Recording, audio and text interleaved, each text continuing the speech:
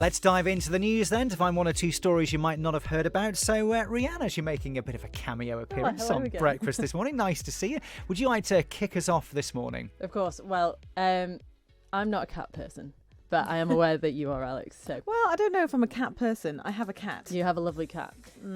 Basically, I would be as well. Are you a cat person we as well? don't we don't have a pet, okay. but we'd have a cat over a dog. Well, this story, the headline is "Feral cats break into research facility to eat human flesh." Oh, wow! Yeah. So basically, it says chilling new research has discovered that your lovingly playful cat is in fact waiting for you to drop dead so it can eat your flesh. My suspicions have been confirmed. I knew he was plotting something. Now I know. Yeah, it says scientists in the US made the shocking finding after 2 cats broke into their centre and 8 bodies donated for forensic research down to the bone. Wow. Oh, that is, one, revolting.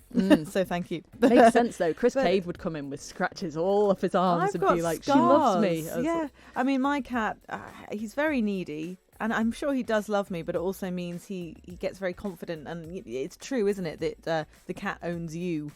Our cat has 2 humans rather than the other way around. Yeah. It's ridiculous. He definitely bosses us around. So, yeah, if he's just waiting for us to drop dead, that makes perfect sense. Well, I think I remember you saying you woke up once and his face, he was just there in front of you.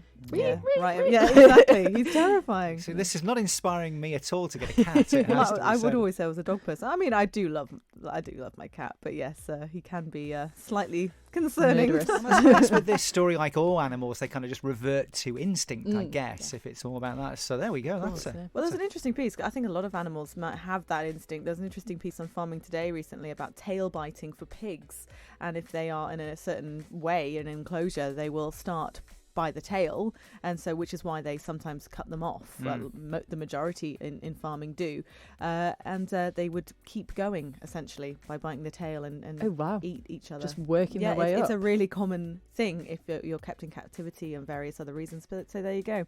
Not just cats. Fun fact. Well, moving on to Coronation Street, from the sublime to the ridiculous, because you may have heard Corrie is screening an hour-long special to mark its 10,000th episode. 10,000. Can you believe? Yeah, first screened 9th of December 1960. This landmark episode is going to be on Friday the 7th of February. So I think it's that 3 weeks from now, 7th of February, I think it is. It won't be live. It was all recorded before Christmas, but it's set to be packed with classic Corrie humour with nods to the show's history, which I like because I was one of Corrie's biggest ever fans. You certainly know this, Rhian, don't you? But in recent times, actually the last 10 years, I haven't watched it at all because it just got more and more ridiculous. I think it's on too often. That's the problem. So, stories just get more and more outrageous. So I might have a look at this if there are nods to the show's history, which is so rich. Also, Corrie's 60th birthday is coming up in December. Yeah, it's done well for itself, hasn't it? Yeah.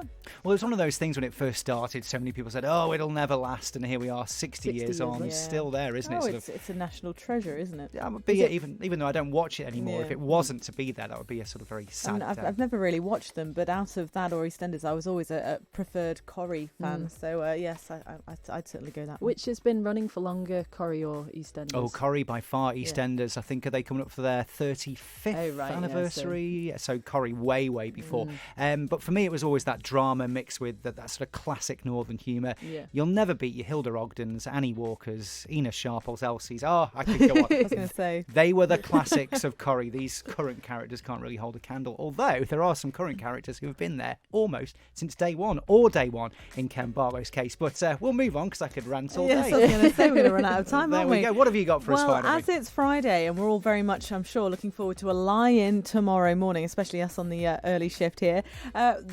Reasons why you should skip brunch on a Saturday and a Sunday. This is research that shows that eating 3.5 hours later than normal, like many people will do on a weekend, is actually associated to a BMI that's 1.3 units higher. So this is basically meaning you're messing with your body clock. So when you're eating out of sync with the rest of the week, then you're more likely to put on weight because your body thinks it's has to store all the fat. Oh, crikey. This year, yeah. because we on a Saturday do have more of a Love a sort of good brunch, brunch, about yeah. 11 o'clock, something. Yeah.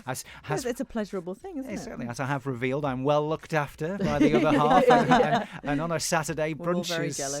very well served up. So that could be actually add a bit of weight then. Well, it that could one? do, yeah. So biological clocks prepare the metabolism to break down food at a specific time. So when it's caught off guard, it seems that food isn't broken down and it turns into fat. I'm just going to block that from memory. Yeah. Yeah, that's it. I'm not getting up in the morning at 5:30 to have a bowl of Rice Krispies, which is the usual that your weekday. go-to? Well, I have to because my murderous cat meows at me because he's so used to me feeding him at 5:15 every morning. You that don't have a He's choice. batting me in the face to feed him at the weekends, thinking, "What are you doing?" So There you go. No, Well, if as you long as don't feed him, he will eat He you. will Yeah, exactly. Oh, That is the big advice this morning, isn't it? Let's make a note of that.